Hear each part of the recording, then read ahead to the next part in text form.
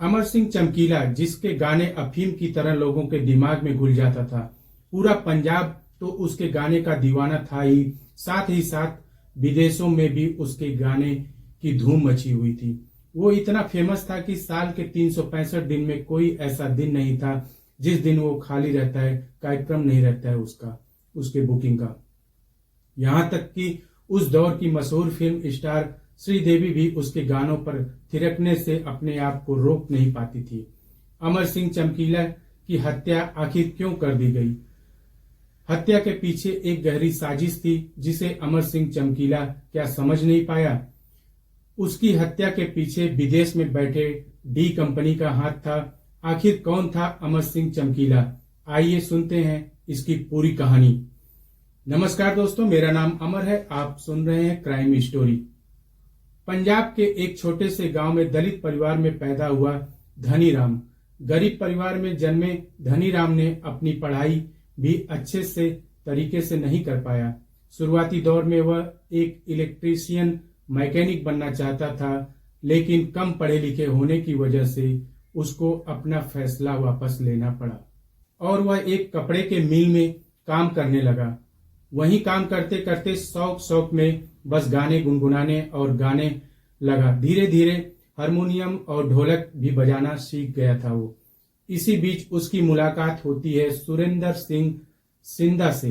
सुरेंद्र ने जब धनीराम के गाने सुने तो उसके गाने बहुत पसंद आए और फिर सुरेंद्र सिंह ने धनीराम को अपनी टोली में शामिल कर लिया और वहीं से धनीराम का नाम अमर सिंह चमकीला पड़ा। वहीं से उसके किस्मत के दरवाजे एक के बाद एक करके खुलना शुरू हो गया। अब वह गाना गाने के साथ ही साथ खुद के गाने भी लिखने लगा था। बहुत कम समय में ही चमकीला ने गाने पूरे पंजाब में आग की तरह उसके गाने फैल गए थे और धीरे धीरे उसके शोज की डिमांड बढ़ती जा रही थी। सिंपल सा माइक और चमकीला के गाने का सुर ऐसा कि लोग पागल हो जाते थे उसके गाने को सुनने के लिए। कुछ दिन बाद चमकीला ने सुरेंद्र सिंह, जो उसका उस्ताद था, जिसने उसको गाने लाइन में लाया था, उसका वो साथ छोड़कर अकेला ही निकल गया अपनी कामयाबी की बुलंदियों को छूने के लिए। उसने अपनी एक टीम बनाई और अपने एक साथी लेडीज सिंगर अमरजीत कौर को अपने साथ रखा। इन दोनों के गाने का तालमेल ऐसा था कि दूर दूर तक, यहाँ तक कि विदेश में भी धूम मचाने लगे ये दोनों। धीरे धीरे इन दोनों में प्यार हो गया और इन्होंने शादी भी कर ली। मात्र 27 साल की उम्र में 365 दिन में कोई ऐसा दिन नहीं था कि वह खाली बैठा हो। करोड़ों दिलों की धड़कन बन गया था चमकीला। जहां उसके शोज विदेशों में बहराइच, दुबई, इंग्लैंड, कनाडा और अमेरिका में भी लोगों के दिलों में छा गया था।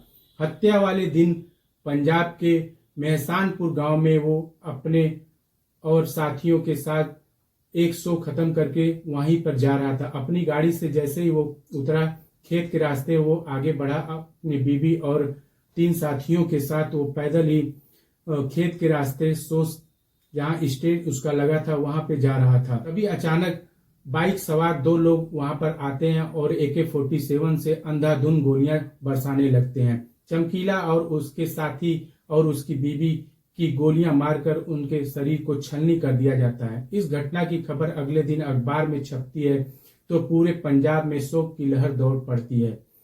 आश्चर्य की बात यह है कि उसके परिवार से किसी ने भी उसके कत्ल का FIR दर्ज नहीं कराया था। ये बात थी 1980 दशक की।